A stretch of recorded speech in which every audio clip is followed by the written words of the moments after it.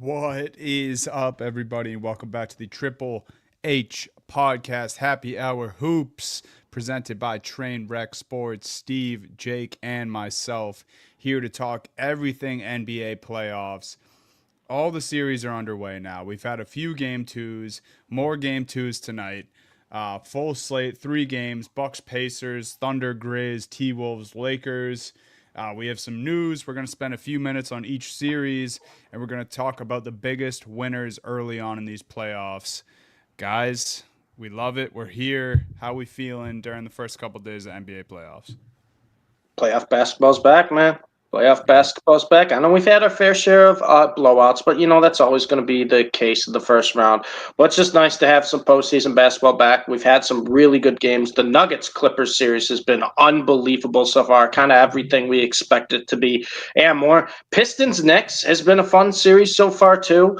I'm excited for tonight. I'm hoping the Lakers get a little bit of a revenge because that first game was a tough watch. Was a tough Yep. one to watch, but it's nice to have some playoff basketball back. It just it just means more the emotions, everything. It just feels so much different than it has watching the NBA the past couple months.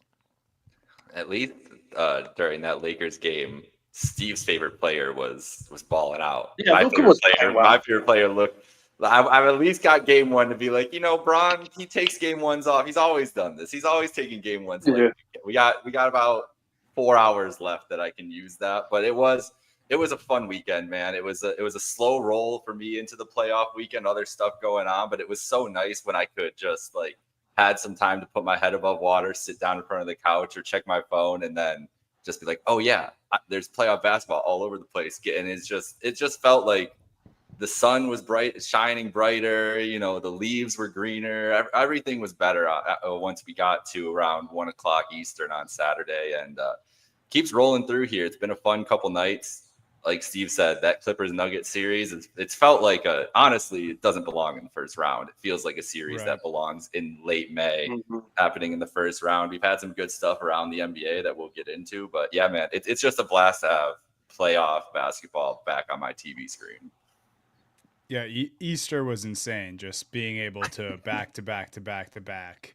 I don't know about you guys. I was just at my parents' house, just watched basketball, all 4 games, just back to back to back to back. They gave us a 1 hour break for dinner. They're like, you get this time Yeah. between Celtics and Yeah. Cavs, and the Cavs started right at it was like 7:03, Mm-hmm. 7:00. They're like, we're going, no time to Yep. go, bang bang, let's get the hoops going. Yeah, it's been great, man. Obviously, some lopsided victories, but I think the competition as a whole has been good. Um, and yeah, we'll break down all the series in a minute. First, 2 pretty big pieces of news today. Damian Lillard set to return tonight for the Milwaukee Bucks. We were discussing this a little bit right before we started recording, but where are you guys at here? I tend to think that this will be a boost for the Bucks regardless, because I do think whether Dame's a tad slow or he has a little rust on his shot, I think Dame Lillard is the type of scorer that opens up space for everyone on the offense, regardless if his shot's falling or not. So, I think he probably needs to be Dame Dollar for them to win this series, but I think tonight him coming back at the very least open things up for the offense. Maybe Kuzma can get some stats up on the board with Dame coming back here. But where are you guys at with the addition to Dame in game 2? We do have to retire Steve, you can jump in here quick, but we have to retire Tony Snell now. We gotta put Yeah. Kuz on. Oh yeah. It's time. Kuzma. It's Kuzma time. one up. It's another buck, which is funny, but it's time. Cardio Kuz. Hey, cardio cruise 22 minutes of track. I think the Dame, it's going to make somewhat of an impact just taking something off of Giannis to help him out with some form of scoring. And I think Indiana's the better team in this series. I think Indiana's going to win this series. I wouldn't be surprised if Milwaukee stole this one. I don't know why. I just kind of have that weird feeling that Dame's just going to make a bunch of shots tonight. Giannis is going to have kind of that Superman style game, and they're just going to kind of steal one from Indiana. But either way, regardless if the Bucks win or lose this, I still feel like this is Indiana's series. They're the deeper team, they're the younger team, they're the faster team, they're just the team that's better poised for the postseason right now. Milwaukee's old. Milwaukee's kind of old news right now, and they're just getting carried by Giannis. But I mean, having Dame is better than not having Dame. So I actually like Milwaukee sneaky tonight, but I'll take Indiana rest of the way. Yeah. So we'll see the impact Dame makes. We can do a little more on this series once we start going through all of them, but I could see that too, especially right after the shit talk between Halliburton and Dame. Like maybe Dame Mm-hmm. just comes out and it doesn't matter about the Yeah, rest. just He starts drilling deep threes all Yeah, game. hitting some fuck you threes Yeah. for the Pacer fans. And then, unfortunate, I hate reading this piece of news. Jason Tatum with a bone bruise in his right wrist. First reported by Shams about midday today. And then a few hours after that, he reported that he's probably doubtful for tomorrow's game 2 against the Orlando Magic. It's not entirely worrisome where I'm like freaking out about the series or the playoffs, but it's just never a good sign as soon as the playoffs start. Shooting hand, wrist injury, kind of a freak weird thing. I don't think it was anything too extra. As a Celtics fan, like yes, do I think that or yes, did I love, Tatum's teammates coming to his defense and kind of getting in KCP's face? Absolutely. Did I think it was egregious or even should have been called a flagrant? Not really. Like I think they were both trying to make a play on the ball. Obviously, I think both were trying to give a hard foul, and that's what happened. But this was the result. And Tatum has a bone bruise. You just hope with something like this, it doesn't linger and become an issue for the entire playoffs. But everything I've seen from the Twitter doctors out there, he should only miss a game, if that. Like we said, doubtful right now. Jake was giving me some hope that he might play, even with the doubtful tag. I don't think so, but tough news regardless. Yeah, I mean, I don't think it's going to be too bad, right, for this series. I think Celtics will be fine. I even think they'll be fine tomorrow. I mean, they just have guys who can step up. But we saw what Derek White did. We see what Peyton Pritchard can do. Like, they're going to be all right, um, in this series. But this is something, Dunny, like you said, you just don't want lingering in the postseason, especially when you're talking about defending champs. You're talking about the impact Tatum had on this team last year in the playoffs. You just don't want something like this to linger. So we'll see. It feels almost kind of precautionary to me that he probably could play if this was like, let's say, the Eastern Conference Finals, that he's probably playing in game 2 when they're not ruling him out right away and they're like he's probably doubtful. It almost sounds like to me that they're just kind of keeping him out to make sure this doesn't get aggravated or turn into something worse. So I think that for you should be a little bit of, I guess, good news to some degree, but regardless, I mean, we're talking about the star in the Celtics. You don't want to see game 2 that he's dealing with an injury. It doesn't matter who they're playing in the first round. Right. Maybe he'll pull a Larry Legend and play the whole game left-handed and shock the world. But yeah, I mean, let's just stay with this series for right now because they're first. Obviously, Celtics go up 1-0 in the series. Pretty convincing win there. Obviously, 1 point game at halftime, and that was enough for the ESPN crew to get all hot and bothered about the Orlando Magic. But I was never really worried watching this game. I kind of figured that someone would get red hot. It happened to be Derek White, who had 30 in this game with 7 threes. And that's just what this Celtics team can do. And honestly, my biggest takeaway might be that Paulo is just that dude. Like Paulo is fucking legit, man. This kid's 23 years old, and just fearless, really. Like the coolest part about his offensive game is he can score all 3 levels, and he doesn't care who's in front of him as a defender. I mean, Drew Holiday was doing his best to bother him from the beginning of the game, and I think Paulo ended up with like 36. So Yeah. Magic, obviously, down Suggs. I just don't think they had the talent anyway. But like a lot of good things here for the Orlando Magic. Like you have a guy, I think, in Paulo Banchero.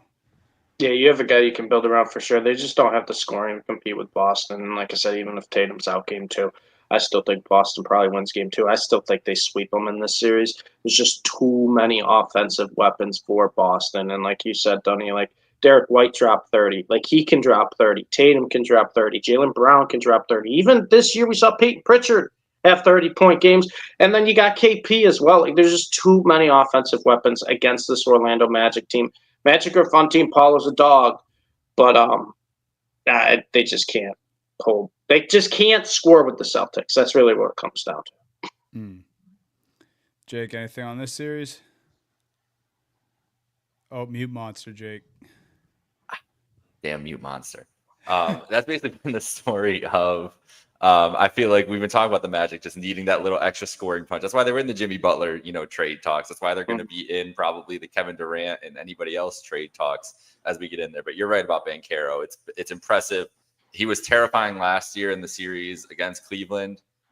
All signs showed of him being the main sign of life in this series, but this game didn't surprise me. Like you said, Dunny, you knew that somebody on the Celtics was going to get hot and they were going to be able to pull away. It feels like how it's just going to be this whole series. The biggest thing is to monitor for going forward is the Tatum thing. But also even with Tatum, like they said, it's a thing on pain tolerance. Feels like he's a guy who has pretty good pain tolerance. As you mentioned, a guy who doesn't miss games, like doesn't miss playoff games, doesn't miss regular season games. So I feel like he's probably battled through some stuff in the past. And the reason that they probably even mentioned this injury, maybe he is, he's probably doubtful. What if he's doubtful for tomorrow? Maybe I think that's probably just, hey, we don't need to play him. We're at home. We could probably win with that. We could try to win without him. And if it gets hairy, we bring him back type deal.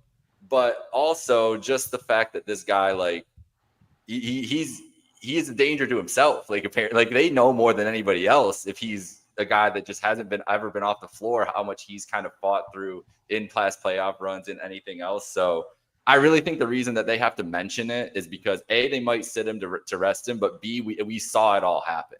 If it was an injury that none of us, if he jams his wrist at some point in that game and he doesn't land on the ground and Joe Mazzulla isn't out there yelling at him to get up, we're probably not breaking it down as much. They're probably not even mentioning it. And they're supposed to mention any injury, but realistically, they're probably not bringing it up if we didn't see it. So I'm not too worried about Tatum. I think he'll be just fine. He's a tough guy. Yeah.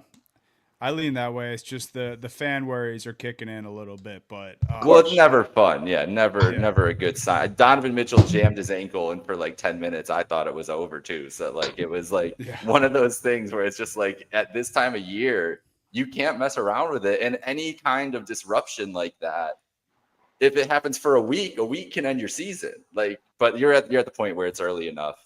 This team's talented enough. I mean, who's going off for 35 tonight instead? Is it just going to be Peyton Pritchard is just going to hit 9 threes? That's probably what's going to happen. Right. Like something stupid like that's going to happen. You guys are going to win by 15. So I think Porzingis has a monster game tomorrow. he shot horribly in game 1. I can see that.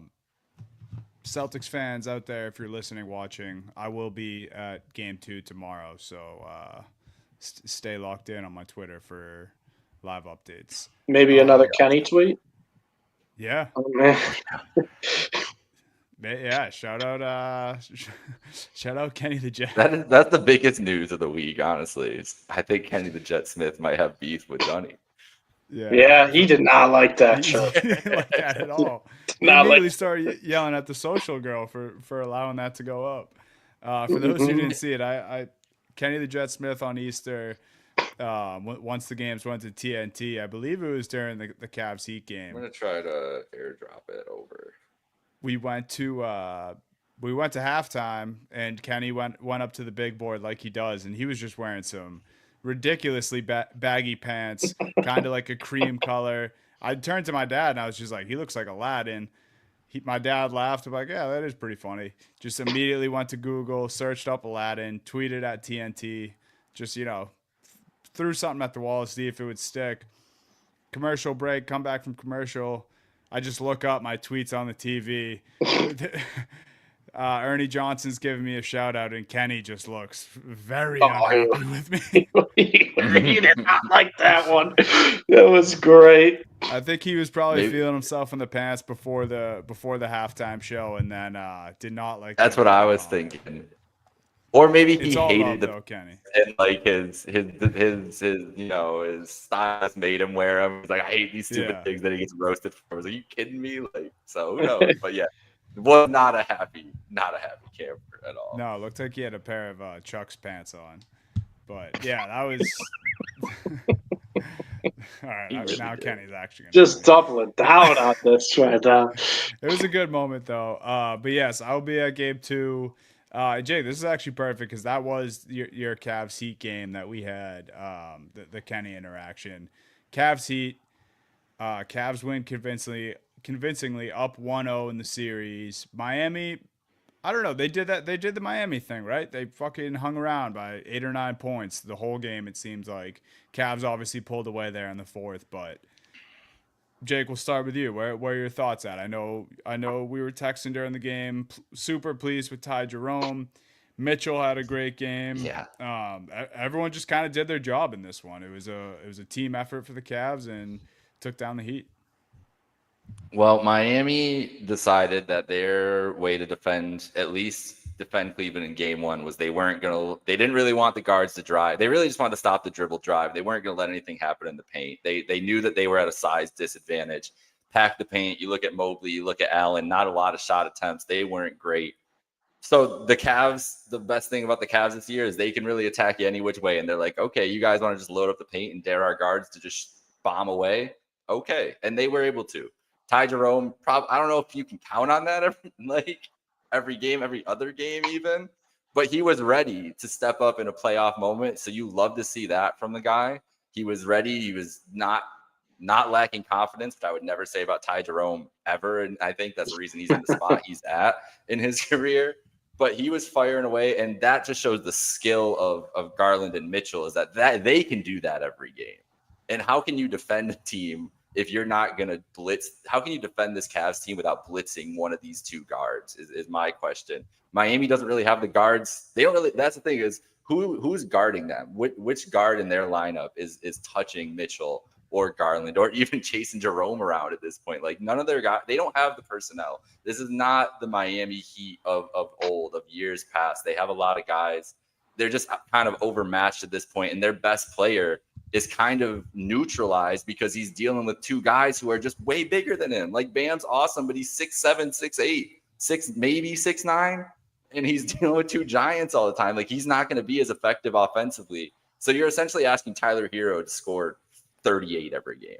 Like that's what Miami needs. And when I just look at it, it's a math problem for Miami. And even if they try to, if their counter in game 2 is, okay, well, we're just going to play the perimeter really tight and we're going to chase them off the 3-point line. Good luck. Then it's just going to be lobs to Evan Mobley and Jared Allen all day.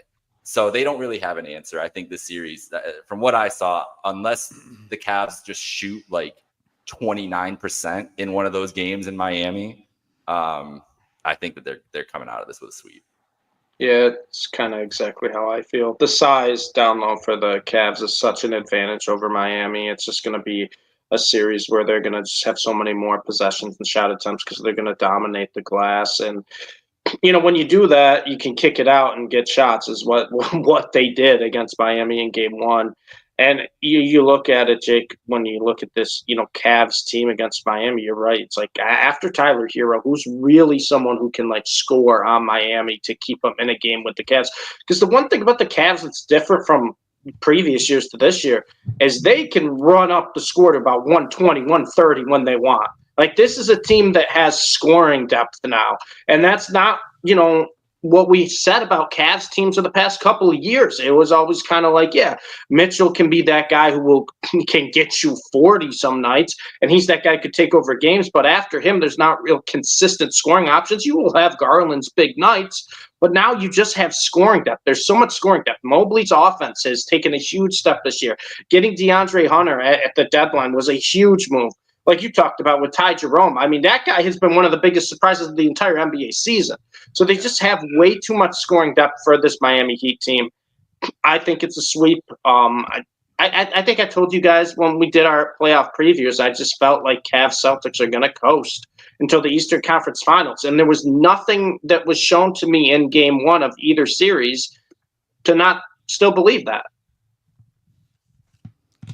Yeah, it's crazy because you asked about who the guards are that can hang with Garland and Mitchell, and as much as Davion Mitchell plays hard for the Heat, I love him. As he was chasing those guys around. He stood no chance. And it's not like he wasn't trying or playing bad defense. It's just that's who the Cavs are. And there's levels in the NBA, and he's a step below those guys, and he would need some help. And yeah, they just do not have the clientele. Probably should have got a little bit more back on the Jimmy Butler deal, but I mean, no one expected the Heat to do anything really after the Butler trade anyway. Right. They sneak into the 8th seed, and this is their reality. They have to play the buzzsaw that is the Cleveland Cavaliers. So, yeah, Jake, I think you're probably sitting pretty. I think maybe Miami steals one in Miami, but I don't think so. You never know. You never know what the city of Miami can do to some right, people. That's, so I've just seen this movie. One element. Like, exactly. I know the Heat. Wiggins 35 points one game or something like that. Yeah. I have the Kenny video. I have it downloaded. I've been working. So we're here. We're live. We're ready to go. Let me know if you guys can hear it. He's disgusted by this.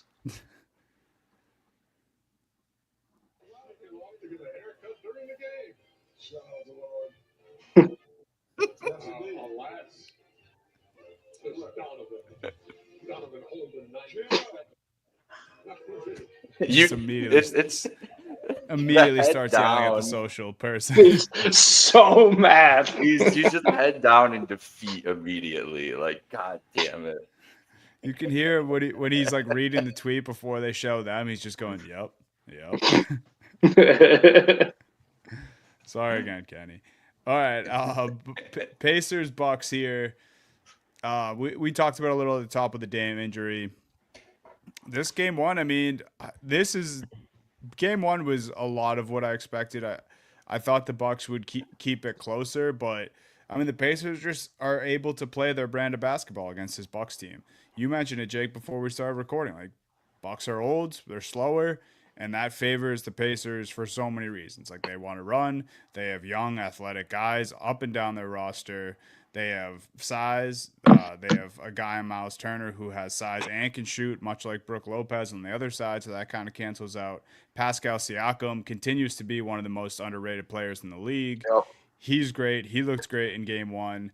Halliburton has everyone feeling all sorts of ways. He was voted by an anonymous player poll, apparently, that he was the most overrated player in the league. That came out today. He got in a scrum with Dame. He's ruffling some feathers.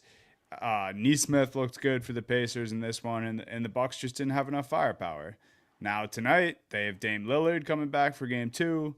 We think it will be a little closer. I'm with you, Steve. I would not be surprised at all if the Bucks steal this one, but and I kind of hope they do. Like, I would love for this to be a more competitive series, but definitely after one game, it seems like all Pacers. Yeah, the Pacers want to run, and the Bucks don't really have an answer for that. And the big thing too, and I think this is a big difference for this Pacers team this year versus last year. And last year they went to the Eastern Conference Finals. They got Ben Mathurin back. Having a healthy Ben Mathurin to come off the bench is kind of that spark plug. Right then and there, Ben Mathurin is more depth than the entire Bucks team has. When you're talking about, right, a guy coming off the bench, a guy like that. I look at this series, and like I said, I know tonight I feel like the Bucks just Dame comes back. Maybe he just hits a bunch of threes and they steal one. But overall, I just think the Pacers just have too much depth, too much athleticism, too much youth, too much speed for this Bucks team. And you look at Milwaukee, like, who are you really relying on right after Giannis, after Dame? We joked about it, but Kyle Kuzma put up a 0-0. You can't have that as your third option. Bobby Portis, as much as I loved him last year, he's been a little more inconsistent this year, and he can be a guy who comes off the bench, he gives you a double-double, but he can also have games where he kind of disappears and he can't really hit water when he's shooting. And then who are you relying after that? Kevin Porter? Right? I mean, AJ Green, like, it's just too much inconsistency from Milwaukee and too much that they need to rely on Giannis for to keep them in the series. And it's Giannis after the combo. Giannis could go 35, 15, and 10 tonight, and none of us would be surprised. And they could win that game. But to have to rely on that every single night to just be competitive, that's where the Pacers have the edge. And that's where I'll just give the Pacers, the upper hand in this series. And like I said, I think Dame could be the reason they steal it tonight. But overall, I just think this Pacers team is too much depth and too much athleticism for the Bucks. Yeah, Do you agree well with that, said. Jake? It's really hard for the Bucks to be like again a math problem. Like Dame and Giannis are gonna have to put up 75 a game, And they 70 can. a game. They can. That's what I think. One Like or Giannis two could go for games. Giannis could go off tonight for 55 or something, and no one would be surprised to see it. Like it's not like these are things that are out of the ordinary. But yeah, asking them to do that in this series against a team as formidable as the Pacers it's a tough ask. It's similar to the 2018 Cavs with LeBron facing a Pacers team in the first round in a 4-5 series, where you just looked at it, and I don't remember. I should have looked it up before. I don't remember if the Pacers won game 1 in that series or not. I think they did though, and it was kind of like the same thing with that Cavs team specifically. And you look at this Bucks team, just the roster construction and everything else, like a bunch of old guys and a generational superstar who literally could be the league MVP if his team was a little bit better around him. And obviously Dame's a better teammate than anybody that LeBron had on that 2018 team, but still, like it's kind of we're at that thing where it's Giannis is gonna have to, if he's gonna go on a run in this, it needs to be him being like having one of the best playoff runs we've ever seen from a player, basically. Even to even get them to like game 7 of the conference finals, like it's gonna take that. Like that, it's just a lot for this Bucks team. It's not your Bucks of old. And this Pacers team's really fun, man. And they're a blast. So it's tough. It's tough for the Bucks. I feel for the Milwaukee fans, but it is what it is. Yeah, we'll see. Hopefully, Bucks make it interesting tonight and steal one. That game's probably tipping off in like 10 minutes or so. So yeah, pretty soon. If you're watching live, why don't you go ahead and throw it on? Warriors Rockets. Warriors up 1-0 in the series after an exciting game 1. This was the late game on Easter. This, we've only seen one game. We've seen 2 in the Nuggets Clippers. Like this could also be one of the better first round series that we have here. Warriors. I mean, we talked about it last week. All the storylines here. You have Steven Adams, Draymond, Dylan Brooks, Draymond, Ime versus the Warriors. Just the Rockets versus the Warriors the last couple of years with a bad blood there. But the Warriors experience showed a lot, especially down the stretch. Sengun and the Rockets started super hot. Looked like they were going to have their way at some point there in the first quarter. Then when they went big, it looked like they kind of figured something out against the Warriors. But Butler, Steph, the whole Warriors gang kind of figured it out there. Where are you guys at with this series? This game 1 kind of went exactly how I thought it would go. Kind of how I think the series is going to go. Is the Rockets? They're a great team, man. They're a fun team. They're an athletic team, and they were causing fits for the Warriors for a little bit. Start like you said, Dunny.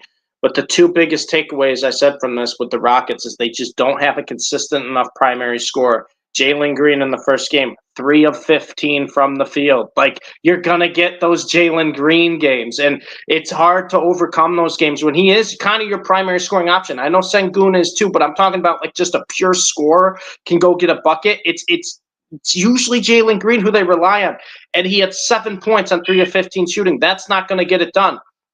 And then, not to take anything away from the Houston Rockets defense. Like, yeah, they only scored 85 points, which was a season low for them. The Warriors held them to a season low, but they held the Warriors to under 100. If you had told me that the Houston Rockets are going to hold the Warriors to under 100 points, I'm like, all right, they're winning that game. Houston Rockets are all holding the Warriors to 95. They're winning that game.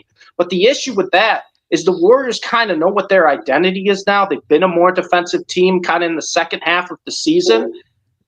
And at the end of the day, Dunny, there's levels to this. Steph Curry and Jimmy Butler, it didn't matter how good the defense was playing at Houston. It's not like their defense got worse. Now, it's not like, these players were bad. Like, Amen Thompson was great. Like, he wasn't great offensively, but he's still great defensively. Got a little foul trouble here and there. But the fact of the matter is, like, they just made baskets. Go back and watch some of the shots that Butler and Steph made. these contact layups, or Steph made some threes. And this is the thing I got to say about Steph Curry. I don't know when I'm going to get bored of watching him.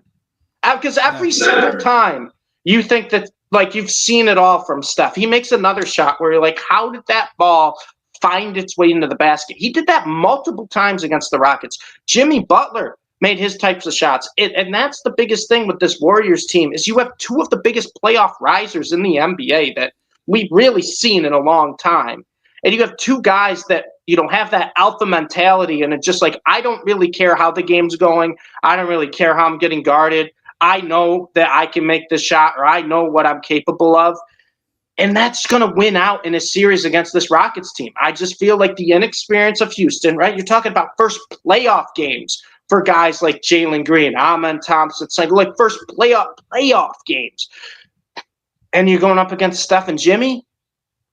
And you just watch that unfold in game one. It unfolded exactly kind of how I expected, where Rockets got out to a lead. Everything was kind of working their way. They had the willpower. They had the toughness. And then it's like, oh, we just played 23 seconds of perfect defense, and Steph Curry practically kicked that ball in the basket. That's demoralizing. And they have Steph do it, and then Jimmy do it, and then Steph do it, and then Jimmy do it. 56 combined points between the two. And I think you're just going to see that the whole series. And it's just, I know he says he's Robin to Steph's Batman, but if Jimmy Butler's your Robin, you're in a good spot. You're in a good spot. Yeah. All that being said, I do think the Rockets would take that game every single time. If they said game one could play out like that, I think they're taking it. I think they're okay with 56 from Jimmy and from Steph. I think they were okay with that. Listen though, the thing, everything that you said feeds into the first issue. They weren't making shots in the fourth quarter, and that leads to some. And their defense didn't change. The defense was still everything they're doing. You know what helps your defense? Making shots, so the other team doesn't get rebounds. So that's really it. All comes down to that. I still feel like this team can adjust, but they're going to have issues offensively late game, no matter what. And it's not an issue they can fix in this playoffs because they have a Sengun issue with the team construction. When he is on the floor, they run their offense differently than when he is off the floor. And they don't know which identity they want to go with late in these games. And they haven't figured that out. They're going to have to be decisive in this series when it comes to Sengun. He is amazing, but it changes the way that this team plays basketball when he's on the floor. He's their best player. Right? I know he's their best player, but can they win going through him in this series? Because it creates their issue. It creates the issues defensively, which I think they can still handle with him on the floor defensively. But it's just an identity thing. I think that they have to decide going forward. And I think that's what leads to some of the weird offensive, even decision-making late, because you can tell that they're just like guys out there with two different ideas of what they should be doing. And it looks like a mess because it is a mess, because I don't think that they know who they are in those situations, because you can get through a game with two different identities until you get to the last 6 minutes. And then Fred VanVleet should be shooting 13 threes. Well, the construction of the team also letting Fred VanVleet shoot 13 threes is a major issue.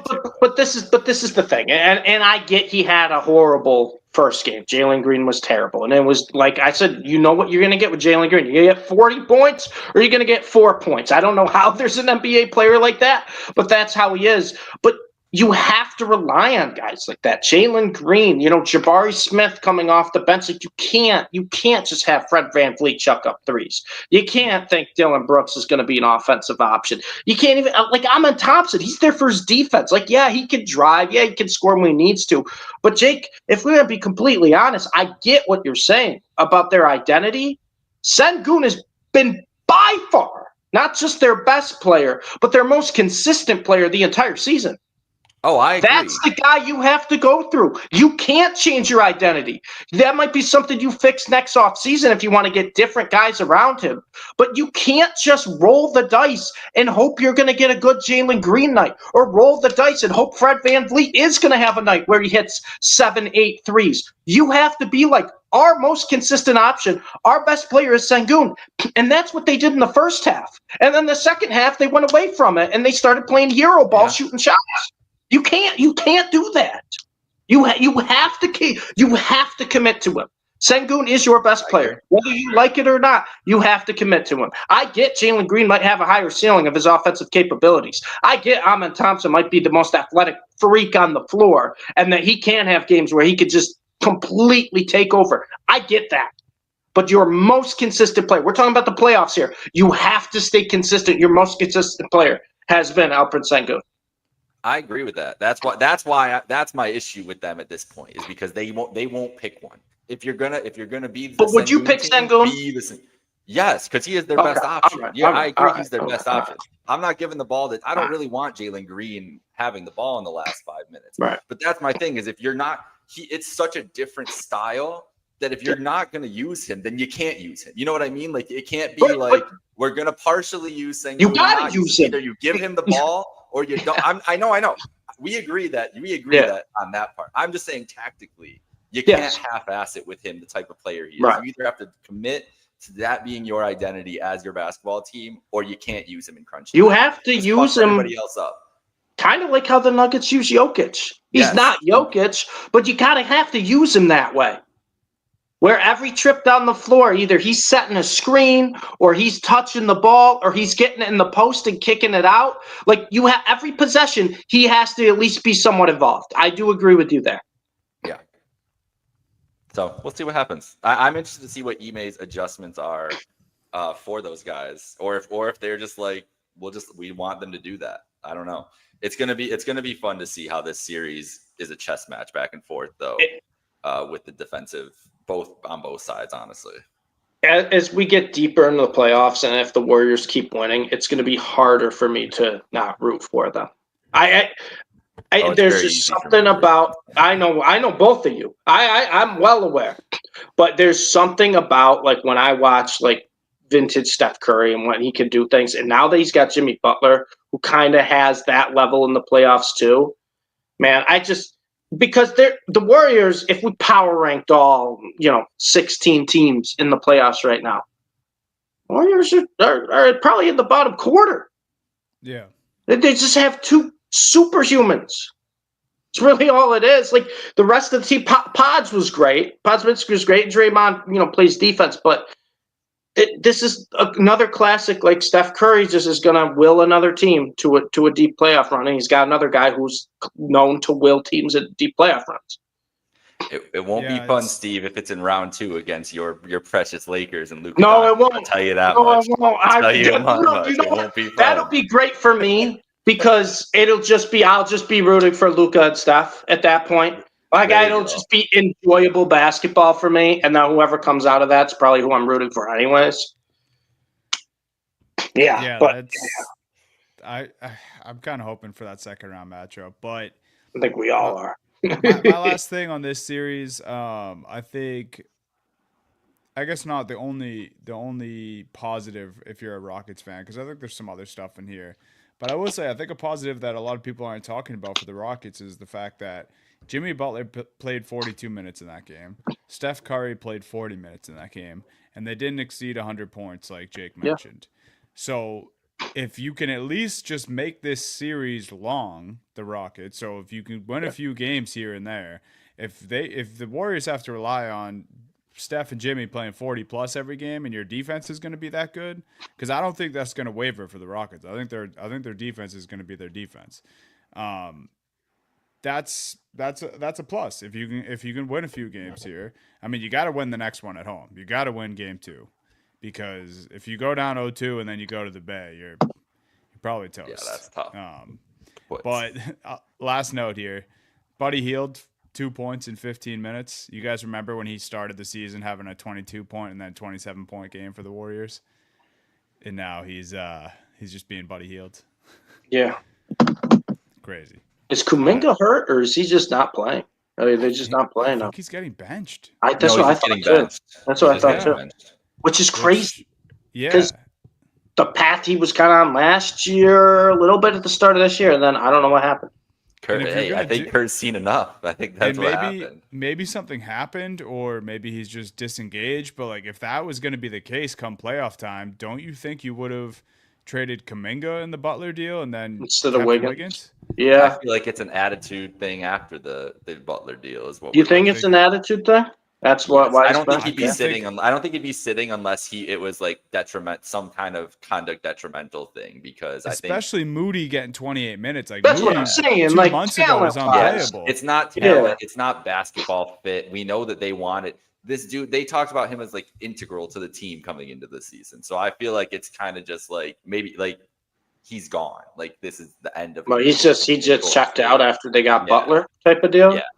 Maybe. And Okay. he did sign the 2 more years. I mean, that's Kuminga's money, maybe too. Like for his extension. Right. Maybe that's part of it. Maybe he's just reading the tea leaves and he's out in. It's very possible. I'm not. I don't know any of this. I haven't seen any reporting about it. But it is weird that Kerr would bench a guy. And no one's really talked about it, right? Yeah. And he's a guy who, he's not the best player in the world, but he's been an impactful player for this Warriors team for a few years now. He's good. He's a legit athlete too, and like this is in a series like this, like they could use a guy like that. Right. That's why I'm like, there's got to be something. They're not benching this guy. He's not getting 0 minutes in game 1 for nothing. Right. We agree. Thunder Grizz.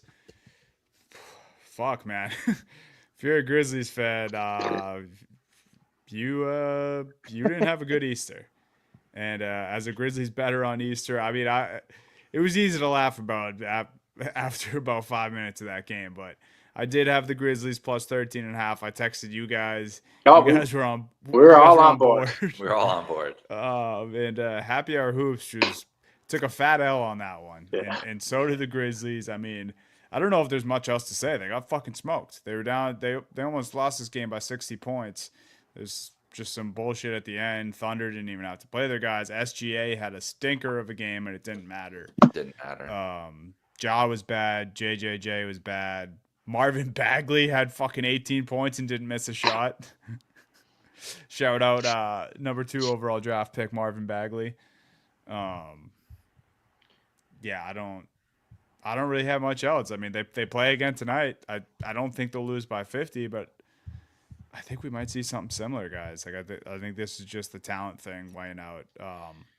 Similar to the Cavs Heat, and then I think this is like 2x that series as far as outweighing talent goes. Yeah, I honestly, like that first game, I was just kind of like, did we all just kind of like overlook the Thunder in a point where we got to remember this is a 68 win regular season team with a guy who's probably going to win MVP this year. You also have Jalen Williams, who I still don't understand how he doesn't get enough credit. That guy is an absolute superstar. We're talking about the size they have now with Chet and Hartenstein. I mean, it just, Dunny, it felt like when I watched that Thunder Grizzlies game, it felt like watching an SEC team in college basketball at the start of this regular season, where they're just playing a team out of conference, and you were just like, oh, they have the best player on the court. They have the second best player on the court. They have the size. They have the athleticism. They have the speed. They have the emotions. They got everything. Like there's nothing really the Grizzlies have over this Thunder team. And I think, the West is very, very good this year. It's not going to be easy for the Thunder to win the West. But after watching that first game, I'm just like, man, did I just kind of like overlook this Thunder team and just, this is a 68 win team. Like at some point, we got to be like they're a 68 win team with a plus 13 point differential. They're probably going to be pretty good come postseason. And that first game was just such an eye opening of what a team with actual like depth in the playoffs can do, where, like you said, Shea had one of his worst games of the season, and they were up 30 midway through the second quarter. I mean, it was a bloodbath, but it was also so impressive just to watch. Be like, the way they played defense and then created transition opportunities the other way, the way they got open shots versus the contested shots the Grizzly had. Now, granted, it's one game, but man, that was an eye-opening moment for me watching this Thunder team of like, man, maybe they just built the perfect team for the postseason. Yeah. I don't even think you need to stop at the postseason. Just right. Team. Right. Yeah, it's like I said, you can't really say much. I mean, unless we see like a completely different game from the Grizzlies here in game 2. But I mean, even that, I mean, this isn't going to be a series, and the Grizz obviously have a lot to work on. Thunder, are I'm sure they're not. I'm sure they're not talking like this in the locker room, but they're looking past the series. They have bigger aspirations here. And one of my biggest takeaways, and we don't have to spend too much time on it, like Kendrick Perkins, not that I necessarily fully agree with him, but I rarely ever even take what he says seriously at all. But he said that he didn't think Jaren Jackson Jr. was even a top 10 big man in the league. And game one, it didn't look like that. Right. So I don't know how fair the criticism is. Like, he had a good season, but you're supposed to be the second best player next to Ja. And he was standing outside on the perimeter way too much. And the thing with that is, like, he was shooting a lot of threes. And granted, they had to get back in this game. They got down 50 quick. But you can't bang with Hartenstein and Chet inside because you just can't. You showed you weren't able to. If your three's not falling, you're just toast because you also don't have the handle to get around guys like Dort, Caruso, Jalen Williams, SGA. Like, the list goes on. So if Ja's not being Ja Morant of a few years ago, and Jaren Jackson's gonna kind of fall into the shadows in this series, yeah, it's going to be a quick sweep. Yeah. Any closing thoughts on Thunder Grizz? Are we good there? I'm excited to watch. I'm just excited to watch game two to see what the Thunder can Yeah. do again. Because man, that environment too in OKC, Oh, man, it me and is. my It's electric. brother-in-law were talking about it. It's actually very impressive that the Thunder fans can like hold to the whiteouts like that. Like, Yeah. everyone is on board. Yes. Everyone wears the t-shirt. We were talking about like how some arenas like that just wouldn't work. Like the Celtics, like people are just gonna want to wear their Right. jerseys. But like that's a place everyone buys in. It looks cool. Crowd's always into it. I think there might be blue shirts tonight, but I saw the Thunder posted something this morning. Yeah, I believe it's blue, and then I love when they do the blue and white because that's the perfect example of it because it is like there is not one shirt off kilter when they're in like Right. the checkered or anything. They are just they're incredible. It helps. There are very few playoff atmospheres that are as fun to watch as a Agreed. road game in OKC. It's a blast. I gotta get to a Thunder game at some point. And one thing too, I did want to say before we move on to Thunder. I know sometimes it feels a little corny, especially in the regular season, but you could tell the guys on the team love each other and love playing yeah. for each other. And that's one Oh, thing you yeah. can't. It doesn't matter how much skill you have. When you have that, it's always going to give you kind of an advantage. And the Thunder have had that with this team. They've kind of perfectly constructed for almost 3-4 years now. So that also, I think, helps them a lot because you just see the emotions on these guys and everything. They love playing for each other. Yeah, I agree, and that's credit to Presti, who was able to bring in the right pieces, and the guys for just being able to build those relationships. You see it, like you said, Steve. It might be corny to some people with all the interviews after the game, but it's like these guys are legit friends, and that translates to winning basketball for sure. I'm in agreement there. Chemistry is just as important as the shit that goes on the court. T-Wolves, Lakers, game 2 of that is tonight too. And this was, I think, a big surprise just for the entire basketball world because T-Wolves just a crazy, strange season. Randall missing time for them. Outside of the 3-point shooting, which I think Edwards definitely took a big step up in that this season, I think people would argue he didn't really take the leap that people wanted to after last year, where people were trying to crown him and call him the next Jordan. It seemed disappointing because all the hype that he got last year. And then here we go again, Anthony Edwards in the first round of a playoff series, playing against some of his heroes and just absolutely fucking torching them. And now I say that, but it wasn't Naz Reid and it was the Jaden McDaniels game too. Jaden McDaniel game. Yeah, exactly. So he definitely had some help, which I don't think those guys are. What are they combined for? Like 50 something? I think they were right around 48. I think it was 48 or 50. It was right around there. And like I don't think that the Timberwolves are going to get that from those guys every game. So, I don't think Lakers fans should be worried just yet, but definitely an eye opener in game one. Yeah, I think obviously last year's series, Mavs, T-Wolves, they had the Jaden McDaniels game too.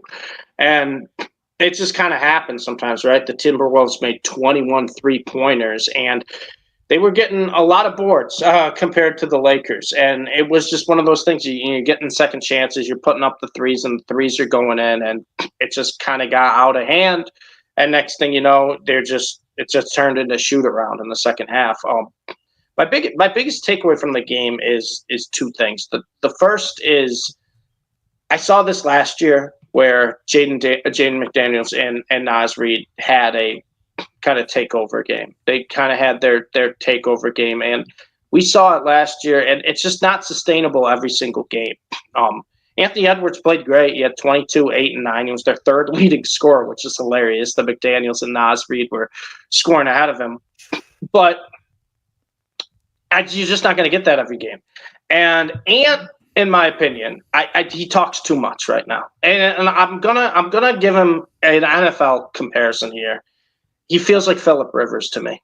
And it's no disrespect. Phillip Rivers, very talented quarterback, probably going to be a Hall of Famer, was never the best player in his career, right? I know the media has hyped up Anthony Edwards like he is, but Anthony Edwards isn't, and I don't think he'll ever be a top 5 player in his career at any given point. There's just too much talent around him. I don't even think he's a top 5 player in the West right now. But he talks like he is the number one. He talks like he is the best player. And I just want to remind Anthony Edwards, first off, number one, this is game 1 of the first round of the Western Conference. You should not be chirping with Los Angeles fans, right? You don't need to be doing that. This is game 1.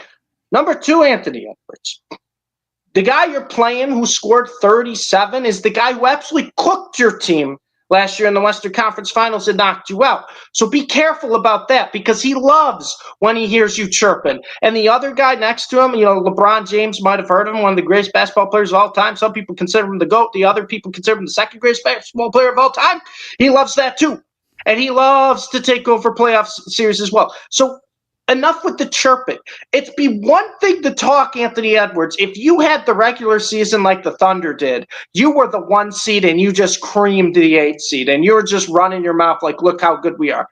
Your team struggled this year. You had to claw your way to make sure you weren't in the play-in, all right? And now you're running your mouth, acting like you're this tough Minnesota Timberwolves team. I just feel like it's premature. And he runs his mouth more than Shea, right? Giannis, Tatum, Jokic, Luka, really anyone. Curry, and all those guys love to talk too. Don't get me wrong. They love to show emotion on the court. They love to chirp too. But not to the extent that Anthony Edwards has done it. And maybe it's because of A, his personality, B, kind of the image the media portrayed for him, which kind of unfair. They portrayed him to be like the next Michael Jordan. You're not that. But he's gotta watch it because I'm getting to the point where I'm starting to get annoyed by Anthony Edwards, and I'm starting to put him more closer to the Ja Morant category than the Giannis, Jokic, Luka, Shea, Tatum, obviously the older LeBron, Curry, Durant, Kawhi, all those guys, because it just feels like he's talking a bigger game than is his actual game. And Anthony Edwards has put up some jaw-dropping games. So has Ja Morant. But we'll see. We'll see. Impressive game 1. But he's acting like he won the NBA Finals in that first game. And it was like, Anthony Edwards, you were probably third best player on your team that game. So let's bump the brakes a little bit. Let's just stay in your lane. Kendrick Perkins is going to talk about how you're the next Michael Jordan. Like all the talking heads are going to do that. But let's just remember, Anthony Edwards, that this is 1 win. You need 15 more. You need 15 more. And I don't think you're going to get 15 more. I don't think you're going to get 3 more. So. Oh. 3 more is a tough ask even still. I think my biggest takeaway from this game was one of the first things you said we're not getting that Jaden McDaniels and Nas Reed game for 7 games. So, hey, Ant, it's a great point. Hey, Ant, okay, buddy. Yeah, it's good to talk when you're the 3rd leading scorer on your team. Now go put up 37. Like, that's what he's going to – I really think the Lakers I have a bet on them for 4.5. I think they could win big tonight, honestly. It's going to be a game where they just unleash offensively. If you just look at this, it felt like best case scenario for the Wolves in game 1. Yeah. I don't see how it gets better for them. I still feel pretty confident about the Lakers in this series. So I will reserve any crazy takes for this one until after game 2, after tonight. I still feel pretty confident that LeBron and Luka will figure out a way in this series. But yeah, kudos to the Wolves. I love me some Nas Reed. Nas Reed, WrestleMania weekend, all weekend. There's some fan, he was there last year, showed up again on TV with the Nas Reed flag, was there the whole weekend. So shout out Nas Reed. He is a legend in wrestling history now, 2 years running. But and maybe that powered him on Saturday night. Who knows? Big night for Nas Saturday night. But yeah, I just can't see this happening from the Wolves for another game. I would be surprised if this happens, let alone for 4 more wins or 3 more wins. Yeah, so I think we're all in agreement. We all have LA tonight. I think the Lakers win tonight. Fucking hilarious, Steve. When you said you had Anthony Edwards rant, I had no idea you were going to compare him to Phillip Rivers. Bro, it's true though. The last thing I expected. You're running your mouth. You're never going to be a top 5 player in your sport at any given time. I'm sorry, you're not. Yeah, I like that take, Steve, because it's even the guys whose basketball opinions I have the utmost respect for, I think would be surprised by that, but I don't hate it. He's definitely not right now. I'm with you on that. But yeah, I think this will be interesting. I'm just to kind of put a bow on everything you said, Steve, like my biggest thing, and it's funny you compared him to Ja. It's like, why isn't he getting shamed the way Ja did? Right. It's like, yeah, I get Ja. It was the whole gun thing, and obviously the big suspension for actually showing the gun on the Instagram live is different. But like the whole celebration stuff, like all we hear about how Ja's got to figure it out, Ja's got to stop being a punk. It's like, dude, Anthony Edwards was talking about his genitalia to a group of fans during a game. It's like, what? This guy's talking about his dick to fucking Lakers fans as he's subbing into a game in game 1 of the first round. I don't know. Like I just think the league could be a little more consistent there. He got fined $25,000 less than Ja got for doing finger guns. Which I don't know. I mean, whatever. The fine is who cares with the money slap on the breast. There is a conversation that I will not get into on this podcast today about exactly the topic you're discussing with Anthony Edwards and Ja Morant, because it's not like Anthony Edwards is without scandal. It's just the scandal that he's in. Yeah, it's just the one thing we brought his up. Scandal is more, I guess, socially acceptable. Is that what the NBA is saying? That's what I'm not touching. That's the conversation. Yeah. We got playoff basketball. I'm just saying, like, what are we doing here, guys? But my biggest thing is he's a lot closer to the Ja than he is to Shea. Yes, a lot closer. Way and closer. Last year they acted like he was the next thing. And it's like, and that's my thing. It's like he acts like he is. You're right at their level. You aren't, Ant. I'm sorry. I'm talking about the morality. I'll come up with a list of guys I want over Ant. Like, if I'm talking about the morality of the human being too, like I might, like, for what I know at this moment, I might put Ant on the other side. Right. Yeah.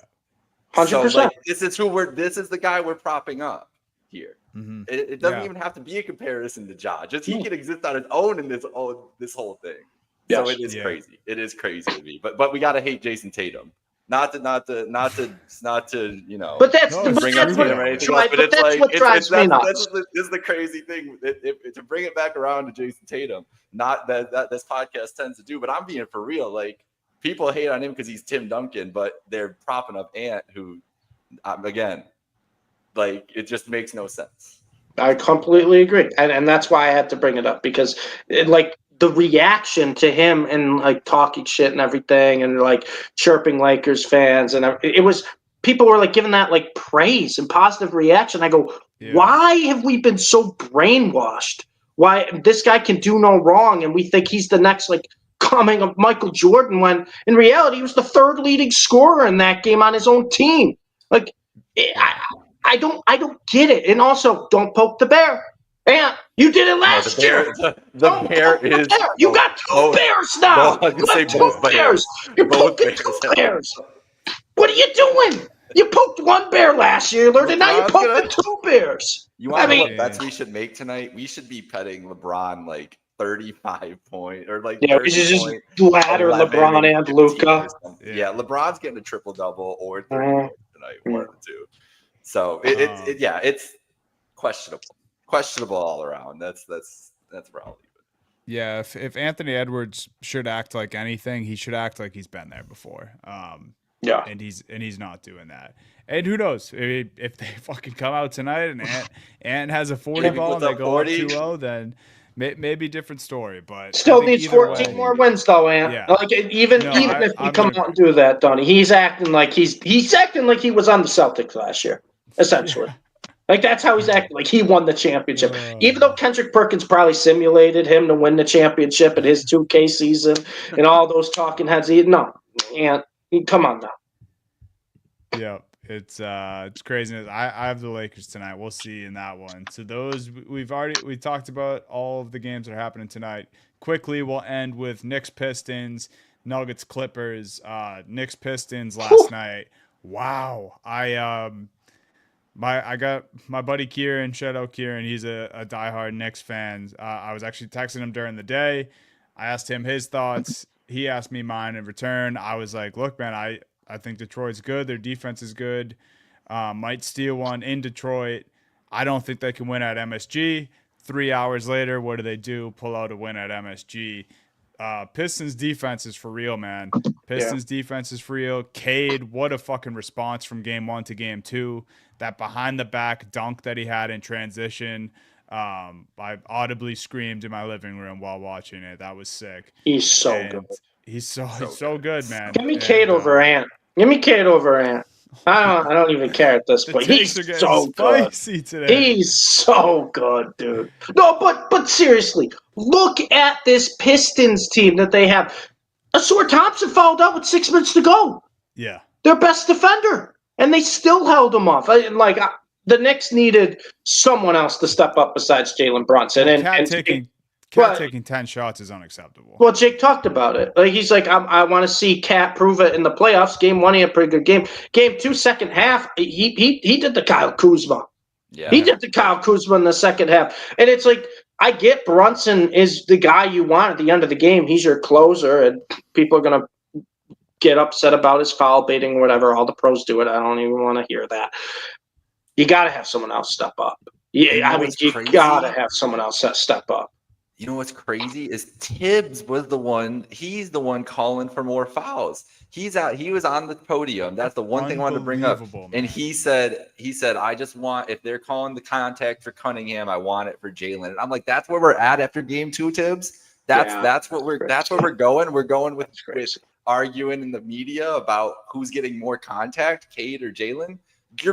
You have 5 all-stars, bro, on this team. Like you have so much more talent on this roster. And that's why I understood, like I took a shot in the dark yesterday because it's more this Knicks. The vibes are off, man. I don't know what it is, but it just feels like, no, it does. It does. It feels like the vibe. There's some disconnect is with Tibbs and with this team right now.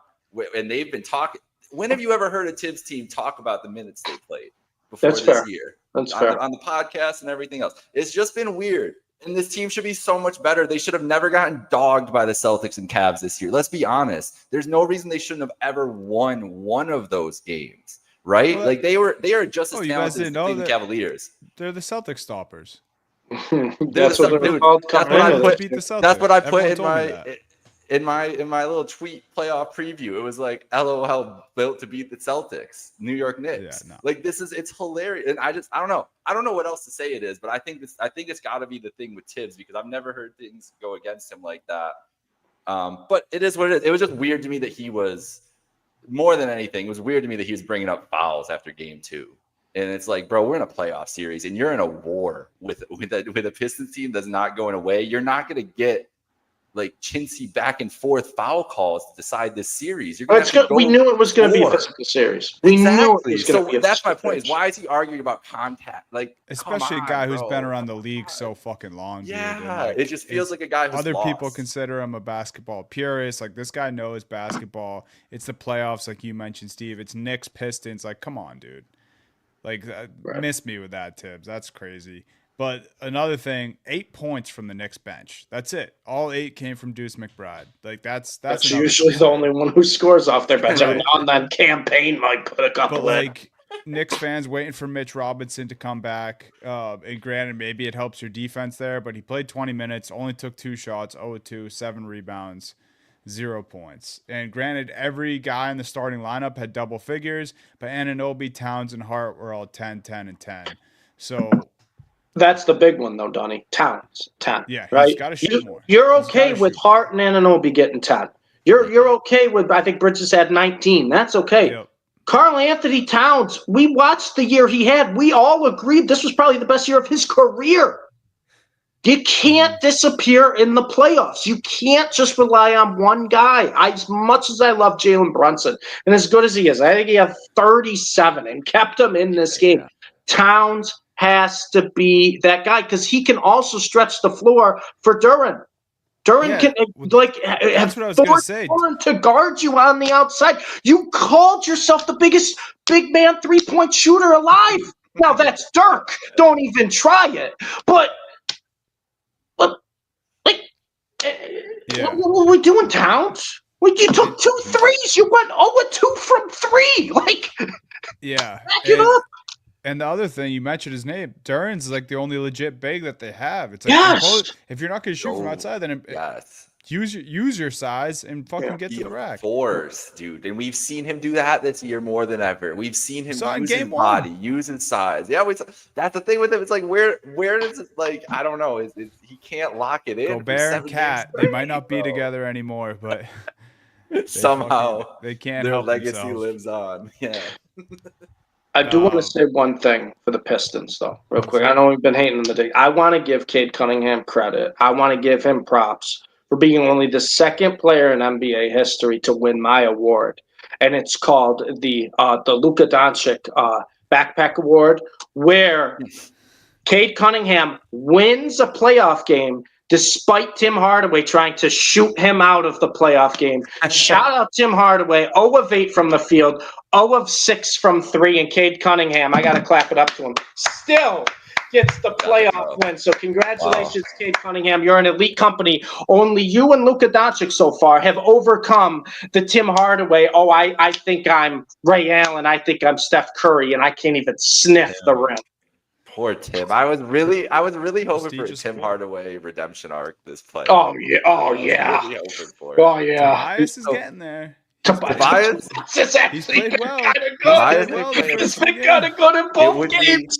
It would be, guys. Like how 15 funny would rebounds it be? a game too. Just let's live in this for a second. This moment. How funny would it be if the Knicks lose in the first round? They said they got these guys to stop Jason Tatum and Jaylen Brown, and Tobias Harris is the guy who knocks them out. Would be the funniest time. It would be. Dennis Schroeder and Tobias Harris is the reason. Schroeder, too. The poor guy who doesn't want to get traded has been traded about 45 times in the past 2 years. Cut by the Heat in the Jimmy Butler trade. It's kind of crazy. They could have used him. Yeah, a lot of teams could use Dennis Schroeder. They had him. They cut him. I know. It's crazy. Last thing about the Pistons. First win in the playoffs for the Detroit Pistons since 2008. I saw fan reactions, dudes like around our age crying because they've never probably seen one in their lifetime, or were super young the last time it happened. So really, really cool for Detroit fans, especially because they got to go back home now. Series tied, playing in Detroit. So it's gonna be a good environment for that game. Oh, it's gonna be awesome. 3? Yeah. Oh yeah. Two great environments just between MSG and the Palace. Like that's crazy. Anyway, Nuggets Clippers, last one. We'll do this quick here. We're going a little long, but I know it sucks. We probably should have started with these couple of series, but Kawhi Leonard, guys. The claw. The Oh my claw God, is back. bro. That was one of the most impressive just single game performances I've seen. Talk about prime vintage Kawhi. That was it. I think he scored 39 points, 37 or 39 points. He only missed 3 shots. He's only the third player, I believe, in NBA history to have, I think, 4 plus 30 plus point games when they shoot like above 70%. The only other ones is Shaq and Kareem, who are centers. Kawhi's taking jump shots and doing that. Yep. Every shot was contested. If you watch that game, the box score somehow doesn't do what he did justice.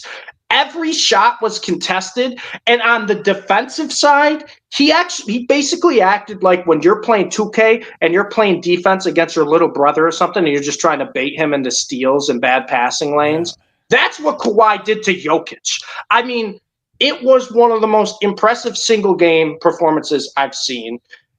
It's gotten to the point now, guys, where we talked about in the second half of the season, Kawhi's starting to look healthy. Kawhi's starting to look healthy. And then we fell in love a little bit with this Clippers team where, hey, this Clippers team actually might be able to do something if Kawhi's like fully healthy. That game right there, that was as good as Kawhi looked in the Toronto Raptors championship run. That was as good as he's looked in a long, long time. And if you have that Kawhi, and I'm putting it up there in elite company with just a couple other even active players, he can carry any team to a championship. Can he not? And you talk about this as a team. Zubac's had a double-double in like 18 straight games. James Harden's actually looked pretty good. Norm Powell had a bad game but made a couple clutch shots at the end. Nick Batum apparently has found his three-pointer. And you got Kawhi Leonard. Threes in this series have been insane. Incredible. Like Sam and Hauser they're out there. timely threes too, man. And then you got Kawhi where it's so hard. I think I saw like the best comparison about Kawhi is there are times where Kawhi just looks like a bigger Kobe Bryant, can make any shots, and then you look at his career points and see what NBA players are ahead of him on career points, and you're like, where do I rank this guy all time? Right? He's the biggest puzzling one because you don't know. But when he is this version of Kawhi, locked in, like fully healthy, I can take over any game I want, and it doesn't matter what defense you throw at me. The ball's just going to go in the hoop. How many guys would you rather have at like? And you know what's well, to answer your question, I don't know. It's a very small number. Yeah, it's small. Right now, I don't know how many. After watching last night, I was like, and these playoffs, like maybe 2.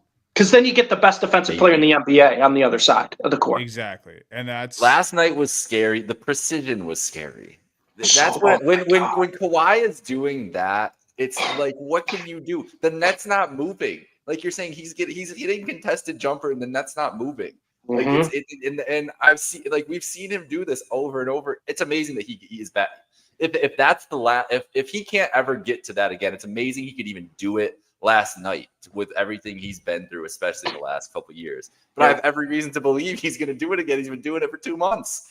And it's crazy, man. And it's not just contested shots, right? It's contested off the wrong foot, fading away over 2 guys, pure. Like that's so what it is every time. I think Harden in the post-game presser was like, I literally don't think I saw him miss a shot. I think he missed like 2 shots. And talk about a guy who's been helpful in this series, James Harden.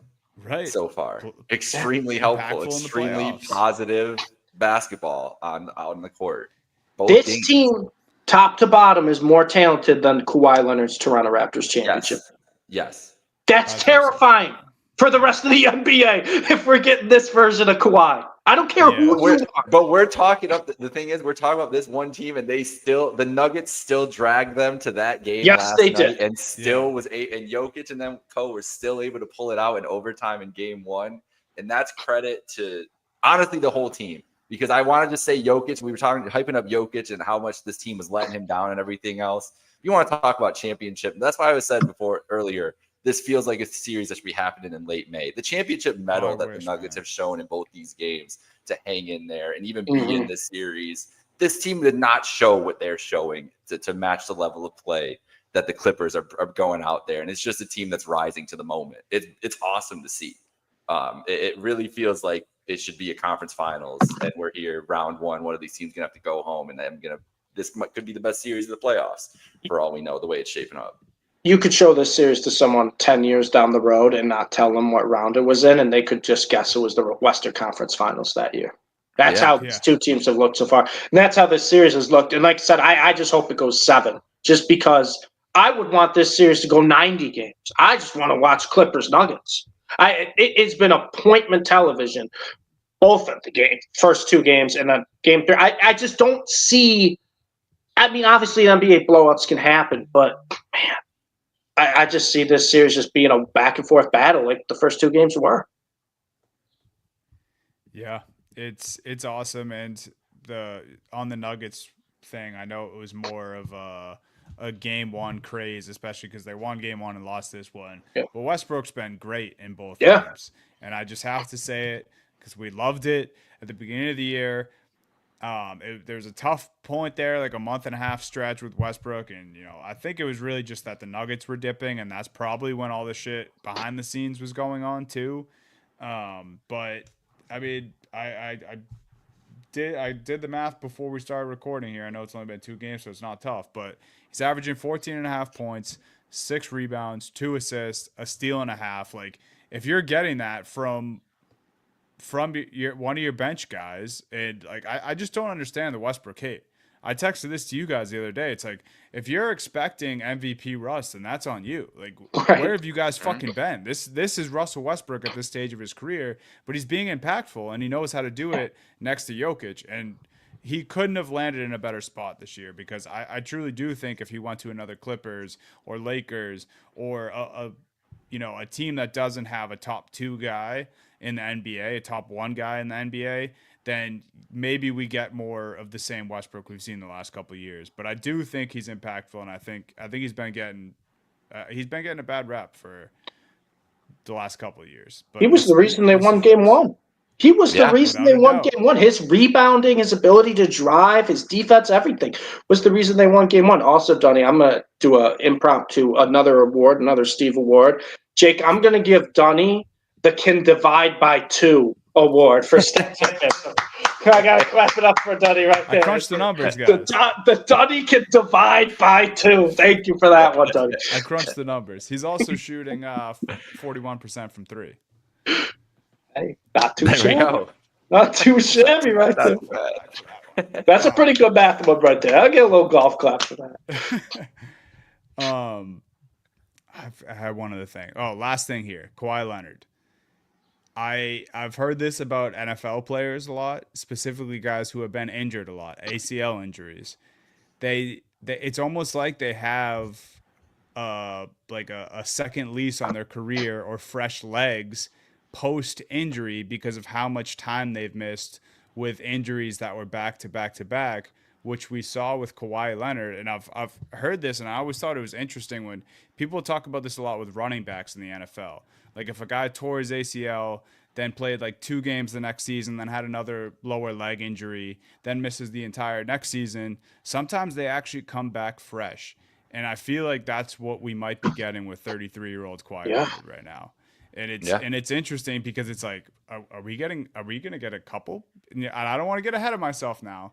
There's only been 2 games in the playoffs, but like, are we going to get a couple more years of this Kawhi? Because he's 33 years old, and he looks fucking fantastic. And if the new strategy is like we talked about, like, he really just didn't play until the second half of the year, and they said, we're going to play you on basically a college basketball schedule. You're going to play 30-something games. And if that's the thing for him, the shelf life probably is extended for years, because he figured out and convinced an organization, I'm not playing 82, bro. Like, let me just play for these 30. And the Clippers are a team that's willing to do it. Like, the Clippers do things differently. They have for years. It hasn't bore out to titles or even a finals appearance yet, but they've been innovative. They've been trying, and they've been at the top of the West on and off for the better part of the last 15 years, really. Yeah. So, like, it's bound to break through, and if somebody's going to do it, is this version of Kawhi.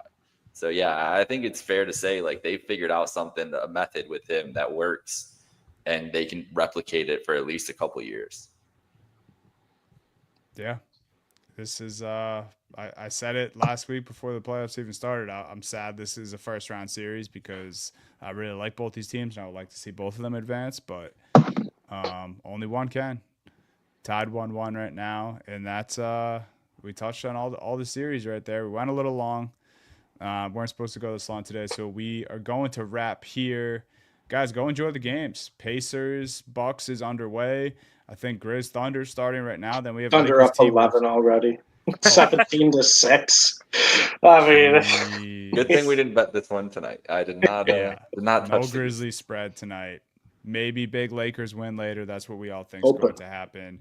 And yeah, shout out Trainwreck Sports. Thank you guys for listening and watching. And tune in with us next week. Go Celtics tomorrow. I'll be there.